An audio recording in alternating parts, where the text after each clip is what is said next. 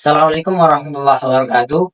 Perkenalkan nama saya Muhammad Aldi Faria, mahasiswa Unsalatiga jurusan Psikologi Islam. Nah, kali ini saya akan mereview salah satu buku yang berjudul Psikologi Islam yang dikarang oleh Bapak Agus Hermawan SPDI MA. Nah, pada bab pertama ini kita membahas tentang konsep manusia dalam perspektif Islam.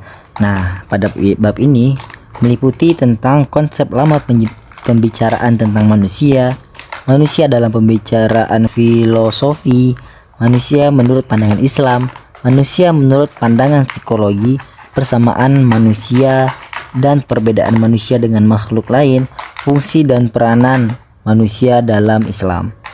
Nah, jadi dalam bab ini kita bisa memahami peran kita sebagai manusia dan fungsi dan juga keistimewaan kita sebagai manusia dengan makhluk lainnya. Selanjutnya bab 2, pengertian psikologi Islam, objek dan ruang lingkupnya. Nah, pada bab ini kita mengetahui tentang apa itu pengertian psikologi Islam, objek kajian psikologi Islam, dan bagaimana sih sejarah perkembangan psikologi Islam. Nah, bukan itu saja, di dalam bab ini juga ada sejarah perkembangan psikologi Islam, ruang lingkup psikologi Islam, latar belakang lahirnya psikologi Islam. Bahkan kita juga akan mendapatkan penjelasan tentang peluang dan hambatan perkembangan psikologi Islam itu sendiri. Bab 3. Selanjutnya, kita akan membahas tentang psikologi Barat dan psikologi Islam. Apa saja sih yang kita bahas dalam bab ini? Nah, antaranya adalah persamaan psikologi Barat dengan psikologi Islam dan perbedaannya. Nah, tentu saja di dalam persamaan dan perbedaannya kita akan membahas tentang objek kajian, cara mencari pengetahuan, arah perkembangan jiwa, tentang perbedaan dan persamaan psikologi Islam dan psikologi Barat itu sendiri. Nah, di dalam buku ini sudah tertera dengan bentuk tabel pada akhir bab tersebut. Nah, memudahkan kita untuk memahami tentang perbedaan unsur dan persamaan tentang psikologi Islam dan psikologi Barat. Bab 4, metode dan pendekatan psikologi Islam. Nah, pada bab ini kita akan membahas tentang macam-macam metode psikologi Islam, macam-macam pendekatan psikologi Islam.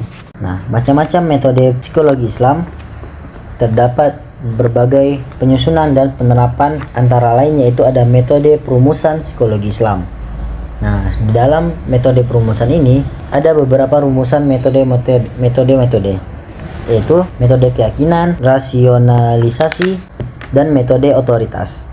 Nah, dalam metode perumusan juga terdapat metode pembangunan psikologi Islam dan juga metode penelitian psikologi Islam yang dibahas lebih rinci dan lebih detail pada bab ini. Nah, selanjutnya juga ada macam-macam pendekatan psikologi Islam.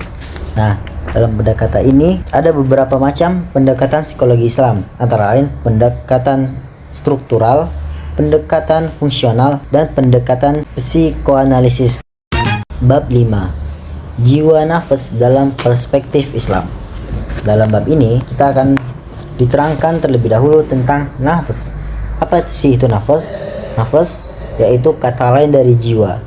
Nah, yang pastinya ini sangat berkaitan dengan psikologi, di mana psikologi adalah ilmu jiwa yang dapat kita artikan. Nah, dalam bab ini selain pengertian tentang jiwa atau nafas, kita juga akan membahas tentang konsep penyusunan jiwa, tingkat-tingkatan jiwa, fungsi jiwa bagi manusia, dan manajemen jiwa agar tetap baik dan sehat. Tentu saja hal ini sangat kita butuhkan dalam kehidupan sehari-hari. Nah, dalam konsep penyusunan jiwa ada beberapa aspek tentu saja yang ada dalam diri kita yang akan kita bahas pada bab ini, yaitu akal, nafsu, qalbu kita atau hati, ruh, fitrah, dan juga tentu saja ada tingkatan-tingkatan jiwa, fungsi jiwa bagi manusia yang dibahas secara detail di dalam buku ini. Dan yang terakhir, manajemen jiwa agar tetap baik dan sehat, agar kita bisa menjalankan keseharian kita dengan baik dan sehat. Bab 6, kepribadian dan fitrah manusia dalam psikologi Islam. Nah, pada bab ini kita akan memulai membahas tentang kepribadian. Apa sih itu kepribadian? Dan juga fitrah manusia dalam psikologi Islam. Antaranya adalah yang akan kita bahas yaitu bentuk-bentuk dan tipe kepribadian manusia di dalam Al-Quran, dan juga fluktuasi jiwa manusia dan fitrah manusia di dalam Islam. Nah, tentu saja hal ini sangat berkaitan dengan agama kita, karena tidak hanya para ilmuwan yang membahas tentang hal ini, tetapi di dalam Al-Quran hal ini juga ada dan dibahas di dalamnya. Tentu saja ini jadi sesuatu yang menarik untuk kita pelajari. Bab 7, motivasi dalam perspektif Islam. Nah, di dalam bab ini kita akan memulai membahas tentang motivasi dalam perspektif Islam. Nah, antara lain yang kita bahas adalah pengertian motivasi, macam-macam motivasi, peranan motivasi dalam kehidupan kita, dan motivasi belajar dalam Islam. Nah, tentu saja hal ini sangat butuh untuk kita pelajari agar kita dapat terus bersemangat dalam menjalankan hidup, karena motivasi sangat berperan bagi kehidupan, yang mana motivasi inilah yang mendorong kita untuk mencapai suatu target. Dan dalam buku ini juga dibahas bukan hanya dalam pandangan ilmuwan psikologi, tetapi juga dalam pandangan Al-Quran. Dan juga di setiap bab pada buku ini juga telah diterangkan ayat-ayat yang mendukung tentang psikologi Islam itu sendiri. Sekian dari saya, semoga bermanfaat.